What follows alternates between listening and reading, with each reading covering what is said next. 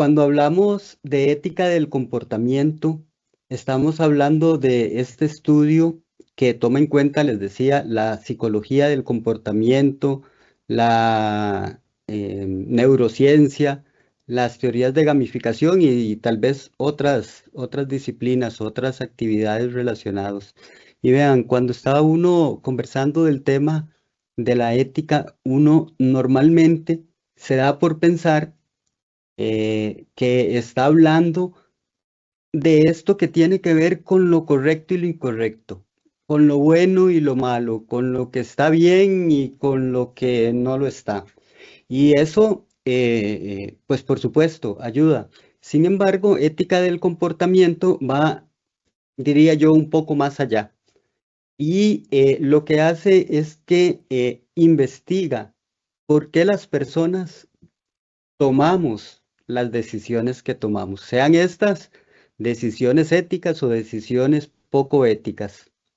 Y de esta manera podemos entender mejor cómo comportarnos y cómo adquirimos esas habilidades que nos sirvan para la buena toma de decisiones. Esta es la historia de un buen profesor. Era una persona Ok, identificada se con oye su mejor. trabajo. Y digo que es una historia, porque realmente ocurrió.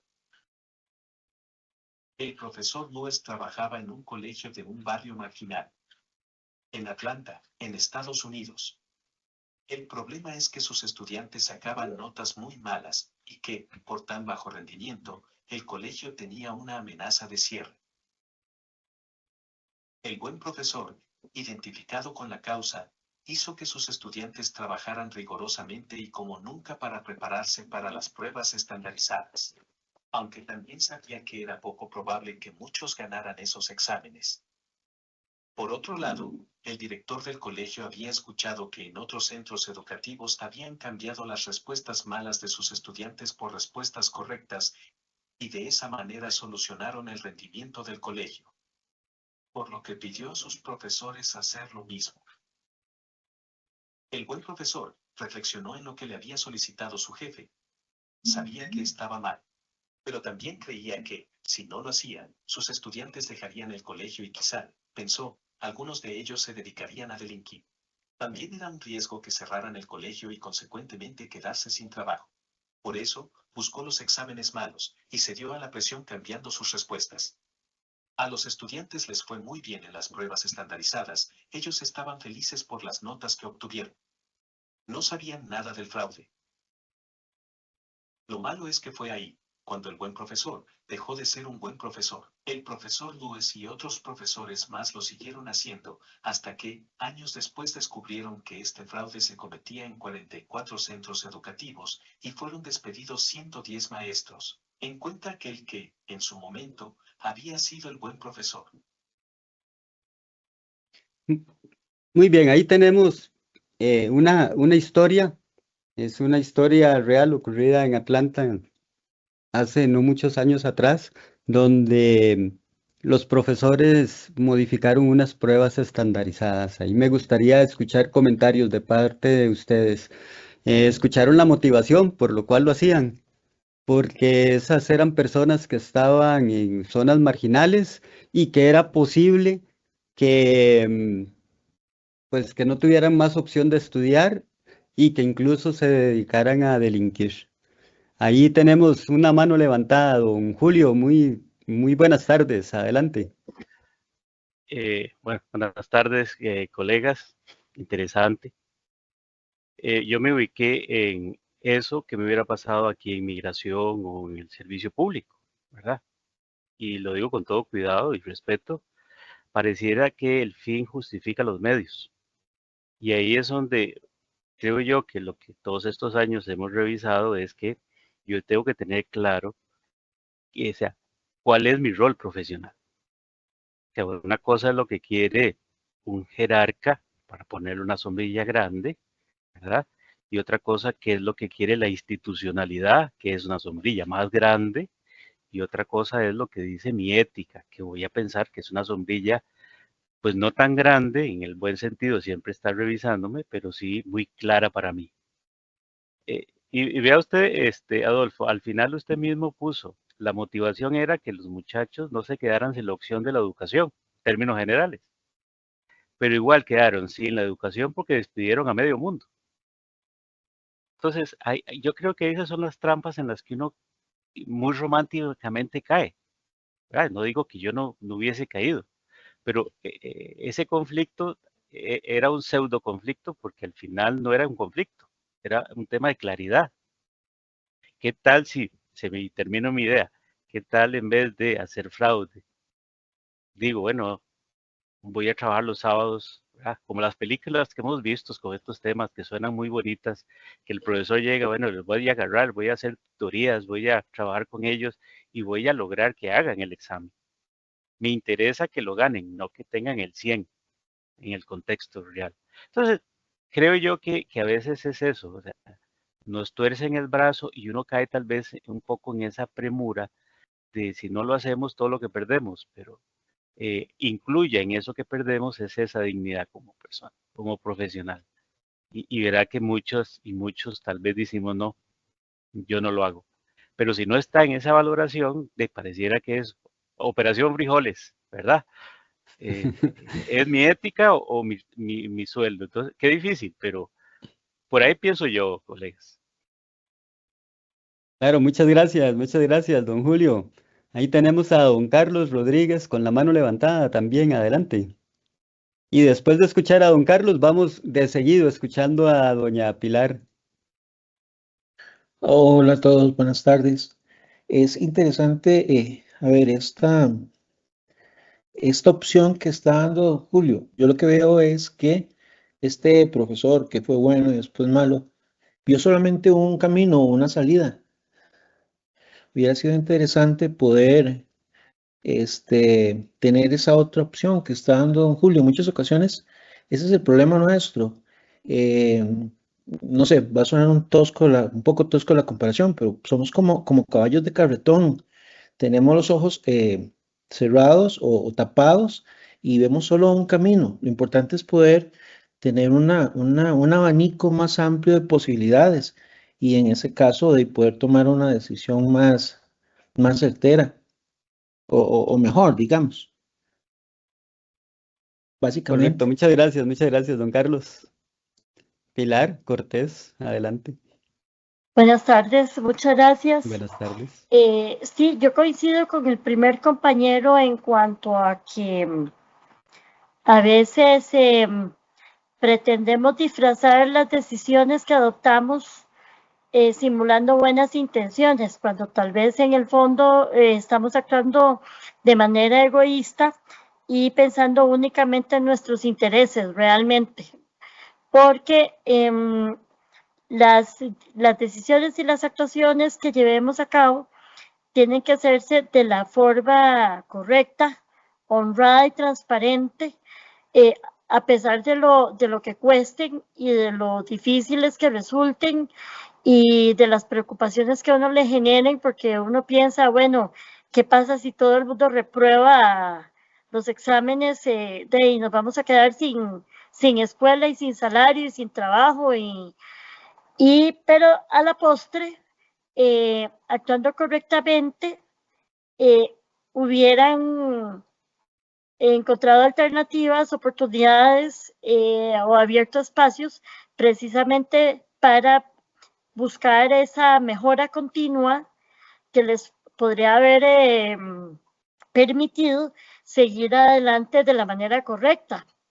Pero por tomar el atajo, al final pues se cristalizaron tal vez esos temores egoístas que fueron los que los llevaron a tomar la decisión equivocada en el primer lugar, el temor a quedarse sin el salario y sin el trabajo, aprobando las pruebas de los estudiantes, aunque no eran pruebas, digamos, dignas de una buena calificación, ¿verdad? Y al final se quedaron sin el santo y sin la limosna. Entonces yo creo que la anécdota nos enseña que hay que actuar correctamente a pesar de lo difícil, que nos parezca lo cuesta arriba, que se presente la situación, porque al final, después quien actúa correctamente sale después bien librado, es la verdad. Gracias.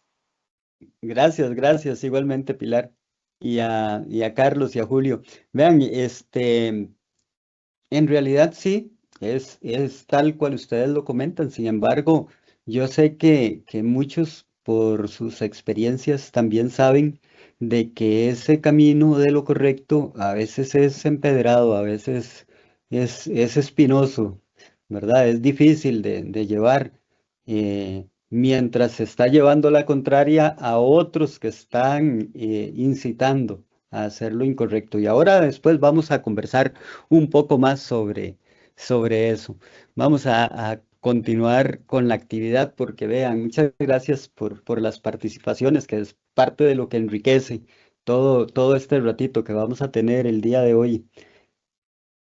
Em, Ética del comportamiento en realidad em, no es solo una teoría para andar distinguiendo lo bueno de lo malo, lo correcto de lo incorrecto, sino que también debe de convertirse como en una guía para nosotros, para entender cómo debemos comportarnos ante diferentes situaciones que nos va presentando la vida. A veces resolver de manera correcta es muy sencillo y es muy satisfactorio, pero otras veces, aunque al final sea satisfactorio, el camino se pone también complejo y ahí es donde algunos de los temas que vamos a ir viendo también nos ayudan a tomar conciencia sobre eso, sobre el buen comportamiento, porque al final cada uno de nosotros de manera propia, de manera interna, intrínseca, debemos de hacer lo correcto después de reflexionar, después de pensar. Recuerdan, el momento ético está en el pensar antes de actuar. Y entonces a cada uno pues nos tocará generar esa reflexión. Y la idea acá es un poco hablar de cómo o por qué se toman algunas decisiones, sean decisiones correctas o sean incluso decisiones incorrectas. La idea es que teniendo esta conciencia, bueno, ojalá que podamos mejorar y podamos ser una mejor versión de nosotros mismos, que es lo que busca esta teoría que vamos viendo aquí. Resulta que dice la Universidad de Texas que este es un estudio interdisciplinario que incluye diferentes campos de investigación relacionados con psicología social, con ciencias cognitivas, con neurociencias, ahí entre otros temas.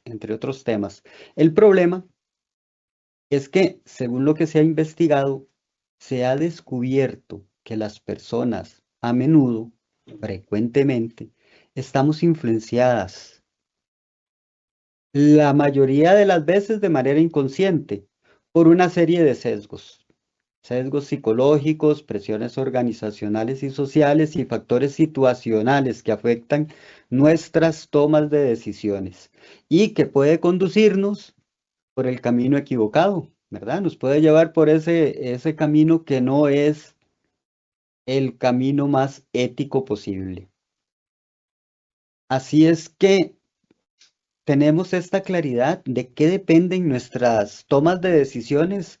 Mira, yo podría pensar en varias cosas, como la cantidad de información, el tiempo que tenemos para tomar una decisión, las consecuencias, no sé si a ustedes se les ocurre algo más para la toma de decisiones. ¿De qué depende nuestra toma de posiciones? Ahí nos pueden escribir en el chat de qué depende y ahí vamos a leer algunas de las respuestas. ¿De qué depende tomar decisiones para cada uno de ustedes, para cada una de ustedes? Bueno, igual, si alguien gusta abrir el micrófono, lo puede hacer también, ¿verdad? que la idea es ir haciendo esto un poco participativa. Valores, presiones económicas, las convicciones, las experiencias, la información, las consecuencias, valores nuevamente de la realidad que enfrentamos. Muy bien. Adolfo, es que dice que no podemos mandar mensajes. Ah, ¿de verdad? Me sale, ajá.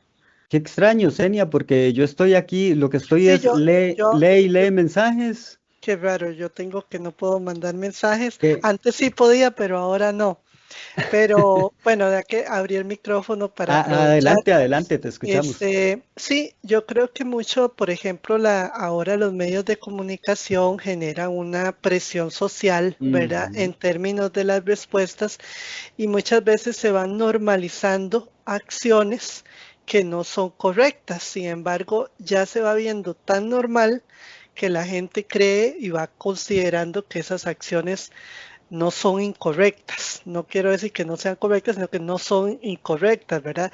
Un ejemplo es cuando uno antes, por ejemplo, veía, por ejemplo, un periódico como La Es y veía los muertos y todo, y uno decía, uy, qué feo, yo no quiero ver ese periódico, o no quiero ver esas imágenes.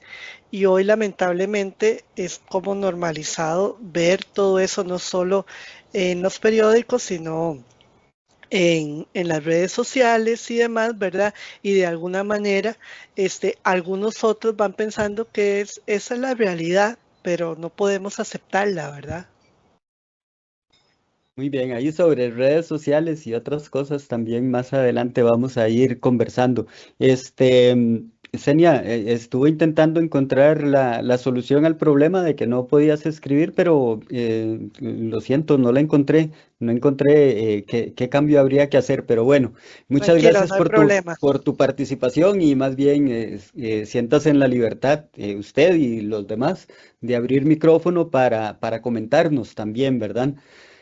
Ahí hay, aparte de lo que leí, mientras Senia nos comentaba, también nos agregaron otros comentarios más, posiciones ideológicas, eh, depende para fortalecer los valores éticos por la labor diaria, es que tomamos decisiones en cada momento de trabajo, familiares, y todo está basado en nuestra convicción, ética, valores, razones correctas.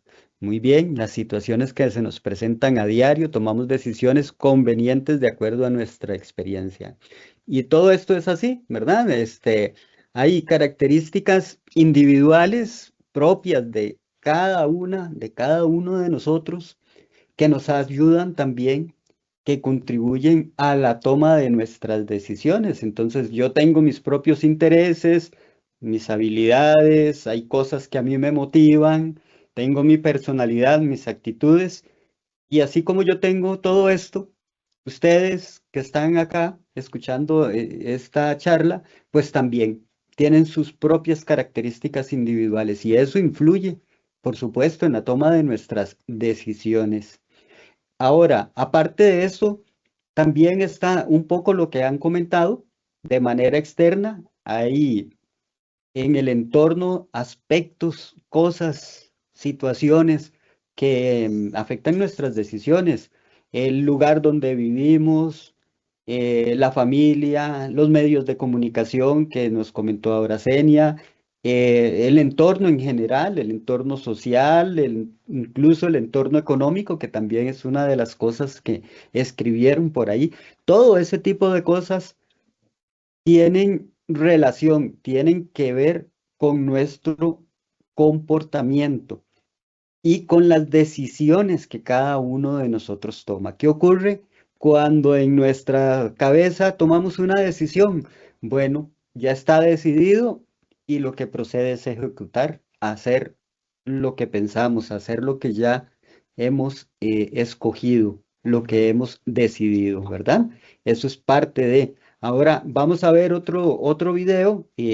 Al finalizar, si tienen algún comentario, lo pueden hacer también. Este video, bueno, yo le puse una traducción al español para que nos quedara un poco más fácil.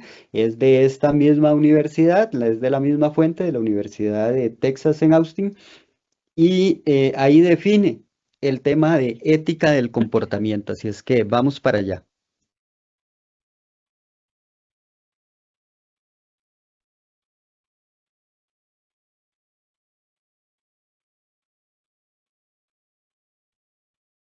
Se les toca. Son las tomas de decisiones que toman, ya sean decisiones éticas o no.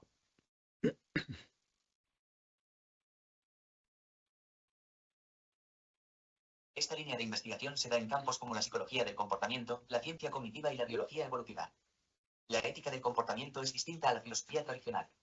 En vez de preocuparse de cómo la gente se debe comportar, la ética del comportamiento se enfoca en por qué las personas actúan de la manera en que actúan. Se puede deducir que es más práctico entender nuestras propias motivaciones que entender la filosofía de Aristóteles. Estudios en la ética del comportamiento encuentran que las personas no son totalmente racionales. La mayoría de nuestras decisiones éticas se toman de manera intuitiva, tomando en cuenta consideraciones sentimentales y no siempre de manera calculada o racional.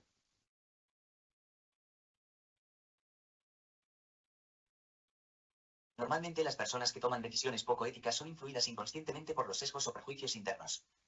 Como el sesgo egoísta, por presiones externas como el conformismo y por factores contextuales de los cuales no son conscientes. Por lo tanto, la ética del comportamiento busca entender por qué las personas, aun con las mejores intenciones, pueden llegar a tomar decisiones poco éticas.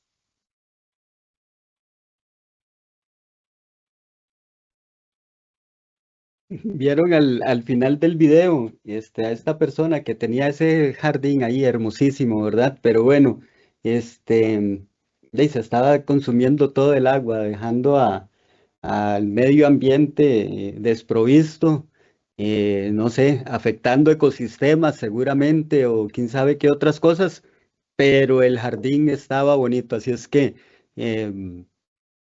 es una decisión tomada, pero ¿será la mejor de las decisiones?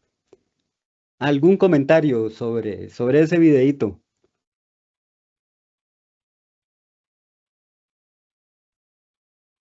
Es que hoy había sesión de la ¿Alguien Comisión tiene ahí el Nacional. micrófono abierto? Permiso. Adelante, adelante, Julio. Nada más es la sensación de que uno con tanta estímulo, motivación, cosas emocionales, de tratar de buscar un equilibrio más racional, pero qué difícil es negarse a lo que uno siente, ¿verdad? A lo que lo motiva, incluso a lo que lo desmotiva. Y termino la idea, a lo que lo asusta. En estos tiempos un poco inquisitivos, también creo que eso nubla un poco a veces el criterio, ¿verdad? Es sentir que hay que tomar una decisión que puede troncar toda una carrera administrativa o que incluso un sustento. Bueno, todo eso está ahí, entonces hay que buscar un equilibrio en lo posible, más racional, más pensado, más sopesado, pero no debiera irse uno a los extremos, creo yo. Comentario. Muy bien, muchas gracias. Muchas gracias. En efecto, ¿verdad? Ahí es a donde empiezan las dificultades y ahí es a donde desde Universidad de Texas mencionan una serie de sesgos y una serie de cosas que nos hacen tomar decisiones de manera incorrecta, pero de manera involuntaria en la mayoría de las veces, ¿verdad? Y entonces aquí es donde vamos a empezar a exponer el tema de los sesgos de los que se hablan en esta universidad. Por supuesto que no los vamos a ver todos, hay muchísimos, muchísimos, ahí podrán ustedes revisar ese material, pero vamos a tomar tres ejemplos de sesgos. Este es el primero, se llama sesgo de conformidad. Y ven ustedes la figura que está ahí, yo la tomé del video que tiene la explicación de este sesgo. Ahí yo diría de que esos son como borregos pa'l matadero, ¿verdad? Algo como así más o menos. Y es que en la técnica este sesgo de conformidad es esa tendencia que tienen las personas de actuar como las personas que los rodean. O sea, yo actúo como actúan los demás. decía un poeta, yo no soy yo, sino la sombra del que está a mi lado. O sea, muchas veces buscamos hacer lo mismo que hagan los demás. Y ni tan siquiera nos cuestionamos, ni tan siquiera se nos ocurre preguntarnos, ¿y eso está bien? ¿Y eso está mal? No, porque los demás lo hacen, ahí vamos nosotros también. Algunos ejemplos relacionados con este sesgo. Bueno, empecemos desde lo positivo, ¿verdad? Por ejemplo, alguien mencionó de que algo con respecto a que todos queremos tener el jardín bonito. Bueno, también todos queremos tener el carro limpio. Entonces, em, si yo vivo en una comunidad, en un barrio, en un condominio, en un lugar donde las personas para ahorrar agua lavan sus carros con baldecitos, en vez de estar usando mangueras y desperdiciando ahí mucha agua, adivinen qué, de ahí es posible que uno haga lo mismo, que uno se acomode, se adecue a lo que hacen en la comunidad. Por ejemplo, en una tienda de comidas rápidas, si uno empieza a ver que todas las personas cuando terminan de comer se levantan, toman sus bandejas, llevan los residuos al basurero y dejan la mesa ahí recogida para el siguiente, podría ser que aunque uno no esté acostumbrado a hacer ese tipo de cosas, o que incluso no le guste por alguna razón, termina uno haciendo lo mismo, ¿verdad? Pero bueno, lamentablemente, así como podemos seguir un buen ejemplo, podemos seguir uno malo en cuestiones de comportamiento. Y ahí es a donde se da el problema del sesgo de conformidad. Porque podemos, por ejemplo, pensar en nuestras oficinas. ¿Qué ocurre si en la oficina en la que yo trabajo, en el lugar donde yo trabajo, y pues todo el mundo llega tarde y no pasa nada? Sí, adivinen qué. Seguro que yo voy a empezar a llegar tarde. Ni me voy a cuestionar, ni me voy a preocupar de que si hay un reglamento, de que a la gente la pueden sancionar, porque no pasa nada. Todo el mundo hace lo mismo, yo hago lo mismo también, sin cuestionar si eso está bien o mal, correcto o incorrecto. Incluso ahí un poco más extremo, en un ambiente de trabajo plagado de delincuentes. Vean, ¿qué pasa si yo estoy en una oficina donde estoy viendo constantemente que mis compañeros reciben dádivas? Ahí de los, no sé, de los proveedores de la institución. De ahí, adivinen qué. Existe la posibilidad de que yo mismo considere en hacer lo mismo que los demás. Sobre todo en los casos donde no pasa nada. Y sobre todo con ese tipo de personas que encuentran cómo razonar y justificar lo que está mal para que parezca bien. Y entonces empiezan a decirle a uno, mira, pero de por sí eso esa empresa lo tiene dentro de los presupuestos, ya eso está cobrado y si no te lo dan a vos, se lo dan y nadie va a perder y no sé, mil cosas se pueden inventar, que por cierto ninguna es cierta, pero bueno, ese es otro tema. El asunto es que uno podría caer en los malos hábitos de otros, porque recuerden, es que también los ejemplos son los que enseñan. Y lo que vemos hacer a los demás posiblemente nos enseña a nosotros y nos ayuda a tomar decisiones. Así es que lo que ocurre con el sesgo de conformidad es que nos da por seguir a la manada, en vez de usar nuestro propio criterio en cuestiones éticas. Y aquí recordemos lo que constantemente decimos, lo que siempre hemos estado hablando, es que cuando estamos hablando de ética, cuando estamos diciendo ética, estamos diciendo que hay que pensar antes de actuar. Estamos hablando de prevención, estamos hablando del antes a que ocurran los acontecimientos, de que ocurra alguna cosa, antes de que se materialice cualquier riesgo, ¿verdad? Pero bueno, si uno piensa antes de actuar, posiblemente va a actuar de manera correcta. Eso es lo que se espera.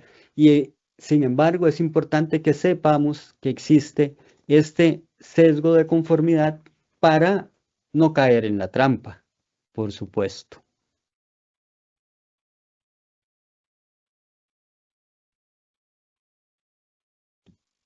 Muy bien, por ahí veo ¿Aló? hola, hola, adelante. Buenas tardes, ¿cómo están? Gerardo Vargas del TAT, del Tribunal Administrativo de Transporte. ¿Cómo me le va, don Gerardo? Qué gusto saludarte. Igualmente, Ahora, igualmente. muy rápidamente esto que estás diciendo es sumamente importante y es totalmente entendible, pero debe llamarnos a la reflexión precisamente de la importancia de la implementación en cada una de nuestras oficinas de lo que hacemos, la gestión ética, de la importancia de la dirección que vos estás a cargo ahora y de la importancia de nuestras comisiones y la importancia de que las organizaciones desarrollen esto, porque cuanto mayor sea el nivel o el estadio de crecimiento axiológico que usted vaya teniendo, de aquellos estadios que nos enseñan desde el primer curso de inducción a la ética, cuanto menos usted va a sucumbir a esa faja transportadora e ir detrás de lo que los demás hagan.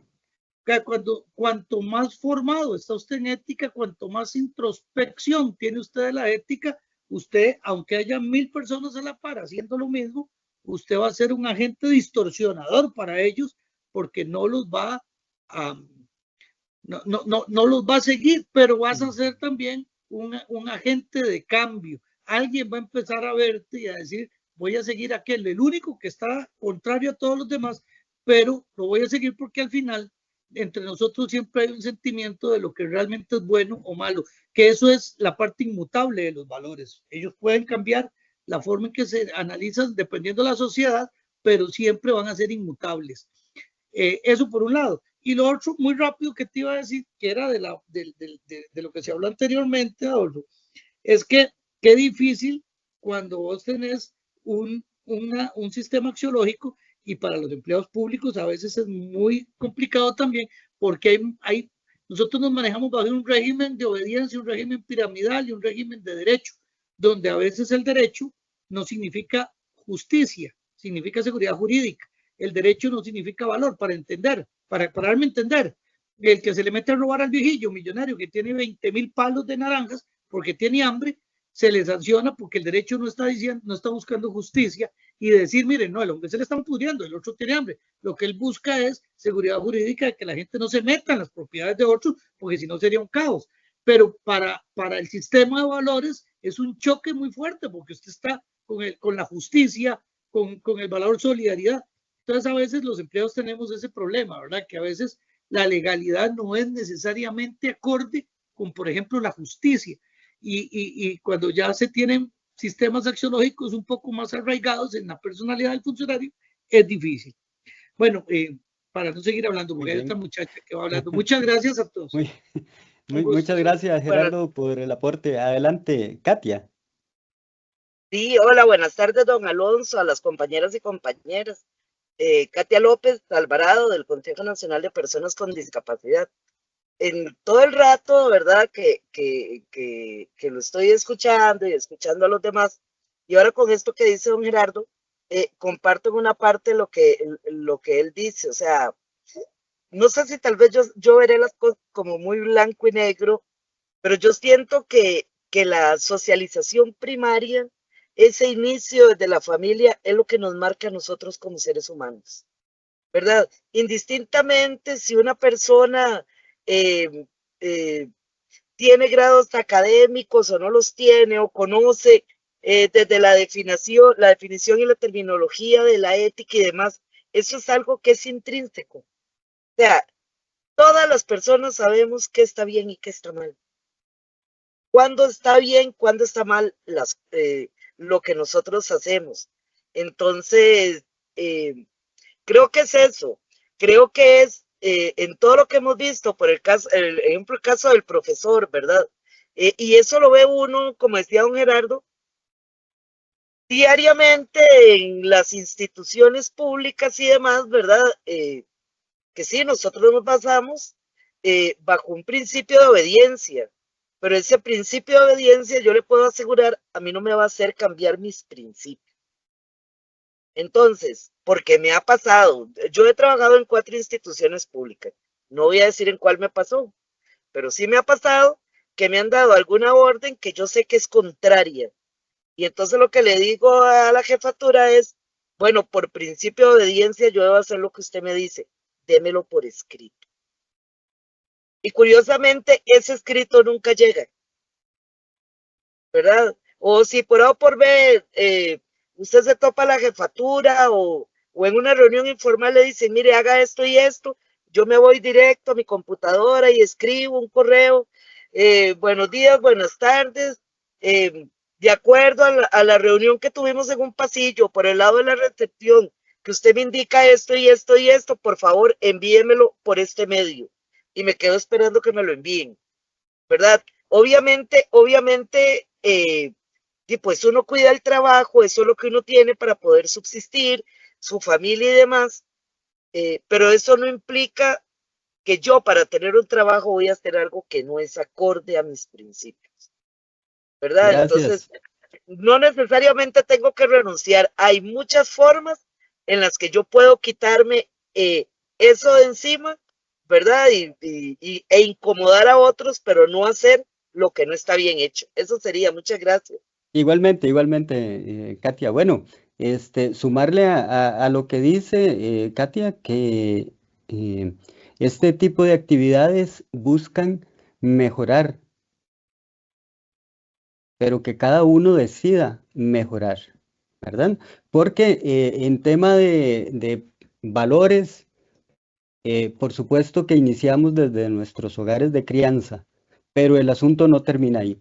Los valores nos acompañan todo el tiempo y pueden cambiar las escalas de valores. Así es que también hemos visto desde las capacitaciones que se imparten en el Sistema Nacional de Ética y Valores que estos temas pueden ser sujetos de capacitación y las personas pueden interiorizar los temas, los pueden aprovechar y las personas podemos cambiar también. Vamos al siguiente de los sesgos que tenemos para comentar el día de hoy. Este se llama sesgo moral según el rol. Cada uno de nosotros tenemos nuestros diferentes roles, aunque en esencia seguimos siendo la misma persona. Puede ser que nos comportemos diferente. No es lo mismo para mí cuando estoy en la oficina que cuando ando en un paseo. No es lo mismo cómo me comporto en mi hogar, en mi casa, con mi familia, como cuando ando en una actividad con mis amigos. Pero en esencia, sigo siendo el mismo. También este sesgo enfoca hacia diferentes comportamientos. Universidad de Texas presenta en un video a una persona en un restaurante de hamburguesas y resulta ser que se le cae una hamburguesa, la recoge y aún así se la vende a uno de sus clientes. Y el ejemplo de este video lo que menciona es que la empleada se ve a sí misma como una persona leal, fiel a la empresa a la que trabaja, a las personas que les pagan, a las jefaturas que tiene, ¿verdad? Y ese rol puede ser que la haga actuar de manera poco ética. Eso es lo que dice el video. Incluso menciona de que esto ocurre aunque sea para hacer algo que nunca haría de manera personal para ayudarse a sí misma o para beneficiarse. O sea, esa hamburguesa, si se le cayó en la casa, ténganlo por seguro, nadie se la va a comer, no la va a recoger para dársela a nadie. Pero es parte de un sesgo, según un ejemplo, según el rol. Otro ejemplo que ponen es un estudio de opinión. Entonces, ellos mencionan de que en un estudio que se hizo, se utilizó el caso de una empresa farmacéutica. Entonces, lo que decían es que, vea, es que ellos vendieron un medicamento y ese medicamento causó algunas muertes. Entonces, el primer grupo de estudio lo que dijo, no, eso es una barbaridad, o sea, eso no puede ser, ese medicamento no se puede vender, ese producto no sería ético venderlo. El 97% de las personas consideró eso, que no se debía de vender el producto. Pero después, en este estudio, llevaron a un segundo grupo. A este segundo grupo lo dividieron en subgrupos. Hicieron 57 subgrupos para que discutieran el mismo caso del mismo medicamento con los mismos resultados de que había causado algunas muertes. Pero a estos grupos les dijeron que tenían que visualizarse, pensar de que ellos estaban asumiendo un rol de directores de la empresa farmacéutica. Y adivinen qué pasó. Cada uno de esos 57 grupos decidió que se vendiera el medicamento. ¿En qué justificaban sus respuestas? Bueno, en cuestiones como de términos monetarios, diciendo que era una decisión gerencial, una decisión empresarial, ese tipo de cosas. Y pasó a un segundo plano el tema de las muertes que producía el medicamento. Eso es un estudio que menciona en este video esta universidad. En conclusión, hay que estar alertas. Nuestro comportamiento ético requiere de tener ciertos estándares morales, independientemente del rol o el papel que juguemos, sea en nuestras casas, en nuestros trabajos, en sociedad, con nuestros amigos, etc. Hay cosas que debemos de mantener siempre y como en el caso anterior, ayuda mucho el pensar antes de actuar.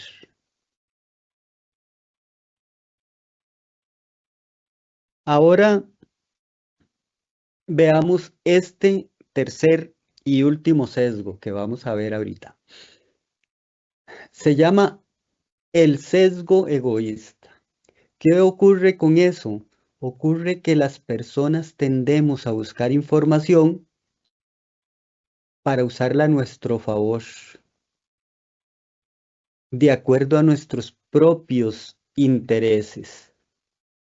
Entonces, igual les cuento de que ahí Universidad de Texas, tiene un video sobre este sesgo donde presenta toda la explicación y demás. Y bueno, en ese video aparece esta escena. Ahí resulta ser que estaban como en una fiesta y llegó ese primer personaje y vio que había un pastel ahí. Habían por ahí unas porciones del pastel, pero vio que estaba una porción grande de él. Y entonces lo tomó y se lo llevó. Se llevó casi todo el pastel y dejó ahí alguna porción. No le interesó si los demás ya habían comido o no, que si alguien faltaba, que nada de eso. Nada más se llevó el pastel. ¿Qué hizo el personaje que está a la par? El de anteojos. Primero, con la cabeza hizo una expresión de desaprobación, pero después se quedó pensando, porque vio que a la par en la mesa, además del pastel que ya se había llevado el primer personaje, había una pizza que estaba en la misma condición, había alguna porción ahí servida, pero estaba una pizza casi completa. Y entonces tomó la información que ya había obtenido de primera mano como testigo de lo ocurrido. Y se le ocurrió pensar, mira, si esta persona pudo tomar el pastel y nadie le dijo nada, de ahí pues yo voy a hacer lo mismo con la pizza. Y se la llevó. Se la dejó. Para beneficiarnos tendemos a ignorar o a no buscar información que sea contraria a lo que nosotros pensamos. Y claro, así es más fácil, ¿verdad? Porque vemos datos, información, hechos que respaldan nuestros intereses y nuestros puntos de vista ya preexistentes, y así apoyamos nuestras decisiones. Pero tendemos a ignorar los otros puntos de vista. Y bueno, retomando ahí un poco lo que mencionó Senia anteriormente, han visto ustedes lo que ocurre, ¿verdad? Con las redes sociales. No ha tardado uno en buscar algún producto en redes sociales cuando le empiezan a salir información sin pedirla, sin solicitarla, de esos mismos productos y servicios que uno anda buscando. Eso es por una cuestión ahí de algoritmos y esas cosas, ¿verdad? Pero tal vez eso hasta nos puede ayudar, pero ustedes saben qué ocurre en las redes sociales si nosotros tenemos una línea de pensamiento con algún tema social, político, económico. Y pues nos empiezan a salir publicaciones en la misma línea de pensamiento que nosotros tenemos. Y eso está bien. Nos ayuda a reforzar lo que nosotros creemos y pensamos, pero de repente eso mismo nos empieza a privar de información que podría ser relevante, que podría ser necesaria para adoptar una postura o tomar algún tipo de decisión. Lo peor es que si uno no escucha a la contraparte, o sea, la gente que opina distinto a los que tienen una posición diferente, sea por lo que sea porque, no sé, no quiere escuchar a alguien que le lleve la contraria, no lo logra tolerar, a propósito del tema de la tolerancia como un valor que ha ido cambiando sus escalas y hoy día pareciera ser que somos menos tolerantes, pues simplemente esas otras posiciones que son contrarias no las escucho. Y entonces, ¿qué nos ocurre? Que no tenemos el panorama completo para tomar decisiones éticamente correctas. Así es que es importante también, para evitar este sesgo egoísta, escuchar a las contrapartes, las posiciones distintas. Recuerden que esa es otra de las posturas importantes de la Comisión Nacional de Ética y Valores, ¿verdad? Todos somos interlocutores válidos. No significa que todos tenemos la razón, significa de que es importante escuchar a los demás también y no quedarse con una sola posición de la verdad. Puede ser que hayan otras alternativas. En el link que les compartí al inicio hay muchos otros sesgos que pueden ustedes aprovechar para conocer más, para su propio desarrollo personal, incluso para que ustedes que conocen sus instituciones, sus organizaciones, puedan hacer sus propias actividades de capacitación con sesgos que sean relevantes, importantes en sus instituciones y que abran una posibilidad de conversar sobre algunos temas importantes.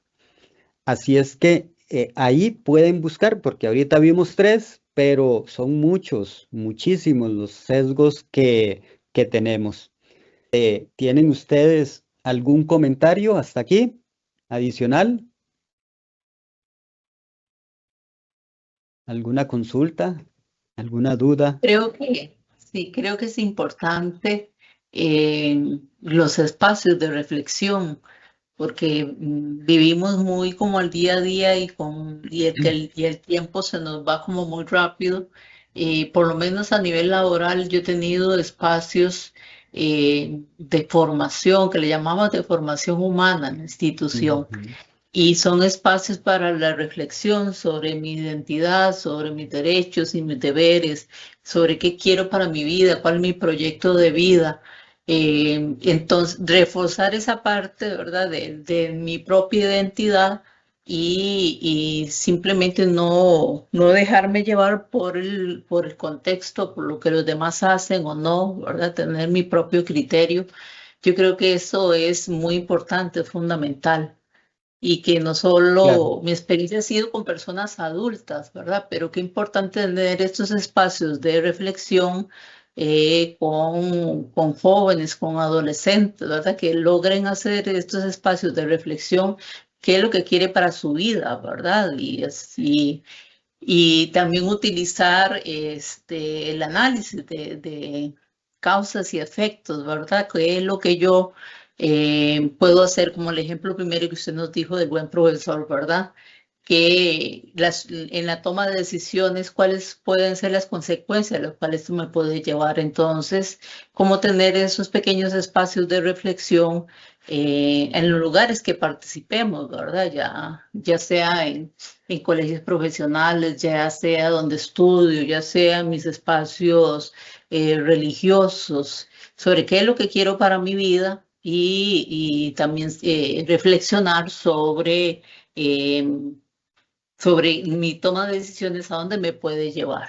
Entonces, y esto claro, vale por para supuesto. todos, ¿verdad? No importa la edad que tengamos, puede ser hasta de niños o niñas o personas adolescentes, jóvenes, incluso para nosotras como personas ya más adultas, ¿verdad? En todo momento de nuestra vida, un cambio o un ajuste o una lectura, ¿verdad? De nuestra vida y cómo nos sentimos y que para mí que es más importante, si la tranquilidad, el poder dormir bien, ¿verdad? El poder dormir tranquila, eso es importante hacer, es sopesar constantemente eso cuando yo voy a tomar una decisión todos los días, ya sea en mi lugar de trabajo, en mi comunidad o en mis espacios o con mi familia, ¿verdad? Las consecuencias que tiene mis actos, ¿verdad? Y no dejarnos llevar por el impulso del contexto en que nos rodea. Y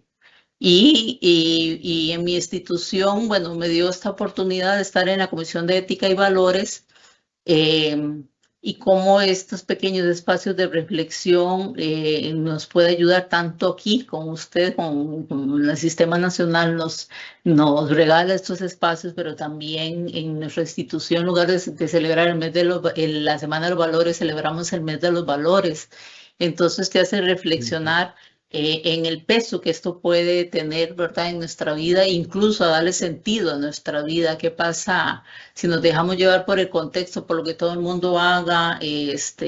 Incluso puede ser hasta nuestras jefaturas, autoridades, ¿verdad?, con comportamientos poco éticos. Entonces, que llega ese momento, bueno, ¿cuál es mi posición ante esa situación, ¿verdad? Y qué decido yo ante una situación de ese tipo. Entonces, la reflexión nos ayuda a sopesar, ¿verdad? Que es mejor la paz interior, la tranquilidad, ¿verdad? Que otras cosas, que Muy el bien. contexto, que otras personas nos puedan, ¿verdad?, poner en el camino y que sean, ¿verdad? Y llevarnos a estos sesgos.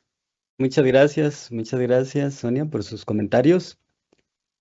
Vean esas preguntas, no me contesten, pero vean esas preguntas que están ahí. ¿Será que tiene usted creencias éticas sólidas? ¿Será que tiene usted el carácter y la integridad moral para salir adelante cuando se nos vienen las decisiones difíciles? Pues yo digo yo, no, pues sí, por supuesto, ¿verdad? Tanto tiempo de andar en estas cosas y ¿cómo voy a decir lo contrario? Pero este es un tema muy interesante porque es un tema que debemos de estar refrescando constantemente, que debemos de estar repasando constantemente. No podemos dejarlo ahí como que una vez lo vimos y ya, nada más. El asunto debe de ir un poco más allá para poder contestar de manera positiva, ojalá, esa pregunta. Pero recuerdan que yo al principio les dije que ellos, Universidad de Texas dice de que todos podríamos en algún momento ser poco éticos. Entonces, esta profesora Gino de Harvard y el otro profesor Ariely de Universidad de Duke mencionan estas frases. Ellos son unos expertos en el tema de la ética. Son unos referentes con diferentes estudios, con diferentes información que han compartido desde la psicología del comportamiento también. Y véanlas, yo se las voy a leer. Dicen, todos mentimos un poco. Nos esforzamos por mantener una imagen positiva de nosotros mismos y los valores morales son un componente central de nuestra propia imagen. Y el segundo dice, en esencia, hacemos trampa hasta el nivel que nos permita mantener la imagen de nosotros mismos como individuos razonablemente honestos. Cuando estaba diseñando esta charla, en estos días atrás, resulta ser que entonces me dio por ver quiénes eran estas dos personas, ya que se mencionaban como unos expertos en la materia, y en efecto lo son. Han trabajado durante muchos años con la cuestión de la moral y la cuestión del comportamiento de las personas. Pero ustedes no se imaginan lo que me encontré. Yo me sorprendí mucho, tuve que ir a buscar varias fuentes para ver si eso era cierto. Vean, esta es una nota de una página que se llama La Diaria Economía, publicada el 8 de agosto del año pasado, más o menos reciente, ¿verdad? No es de muy larga data el asunto. Pues resulta ser de que estos expertos, estos profesores en la cuestión ética, han sido acusados en Estados Unidos, han sido acusados principalmente de plagio. Les robaron tareas, trabajos de tesis y otras cosas a sus estudiantes para escribir sus artículos científicos. Incluso, aparentemente ellos han alterado datos al fin de respaldar sus trabajos. Claro, por supuesto, que ellos desmienten estas acusaciones. Ellos dicen que nada de eso es cierto, que nada de eso es verdad, ¿verdad? Entonces, este caso aún no se ha resuelto allá, así es que no sabemos si ellos son culpables o no lo son. Nada más que me pareció un poco paradójico, ¿verdad? Porque estos profesores, Ariel y Gino, afirman que todos mentimos un poco, que nuestra capacidad para tomar decisiones éticas se ve limitada o restringida por las presiones mismas, internas o externas, y que de hecho la mayoría de las personas actuamos de manera ética, sí, pero no al 100%.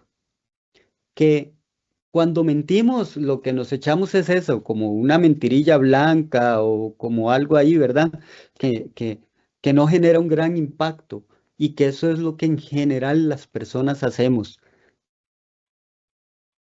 en nuestra mayoría. Ellos dicen que la mayoría de las personas actúan de manera ética, pero no al 100%. Y vean ustedes qué paradoja, porque me voy encontrando ese dato de ellos mismos y qué mejor ejemplos para hablar de ética del comportamiento y de diferentes sesgos en las que pueden caer las personas. Y es que también recuerden, cuando hablamos de ética, ¿cuántas veces lo hemos conversado? No estamos hablando de personas perfectas. Tenemos que buscar la excelencia, todos, todas, sí, por supuesto, ¿verdad? Pero perfectos, ninguno vamos a llegar a ser. El asunto es que no nos vaya a doblegar los sesgos éticos, no nos vaya a doblegar alguna trampilla que nos ponga la vida ahí. Así es que es una reflexión para cada una, para cada uno de nosotros. Pero, con todo este panorama, entonces, ¿qué hacer? ¿Qué hacemos?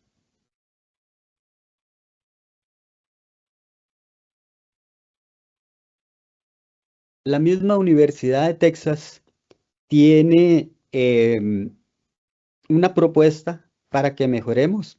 Es una serie de 4 artículos, me parece que con videos que ellos titulan Siendo tu mejor yo. Yo lo escribí así, como 4 pasos para ser tu mejor versión, siendo tu mejor versión en 4 pasos. Y yo de ahí mismo, ahí pueden ver el link de donde saqué el material que para ir concluyendo esta actividad les voy a mencionar. El paso número 1 para ser una mejor versión de uno mismo, la conciencia moral. O sea, uno tiene que percibir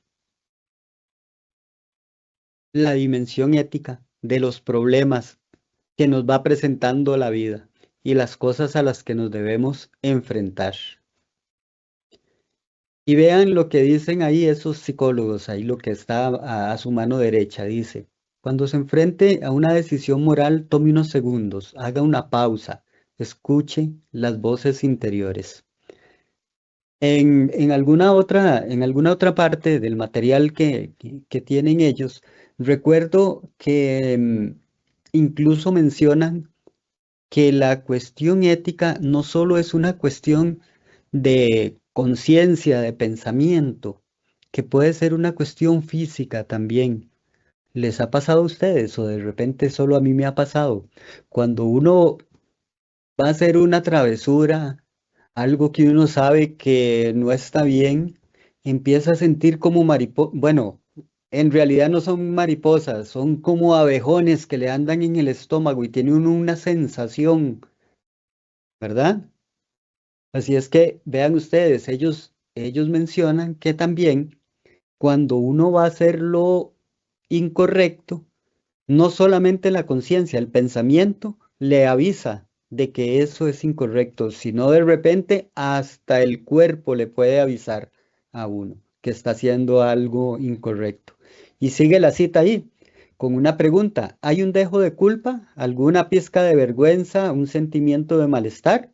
Si es así, no lo ignore. Seamos conscientes de los problemas y cómo debemos de resolverlos. El paso número 2 es la toma de decisiones. Justamente este tipo de información nos ayuda a contar con herramientas, con elementos para tomar decisiones.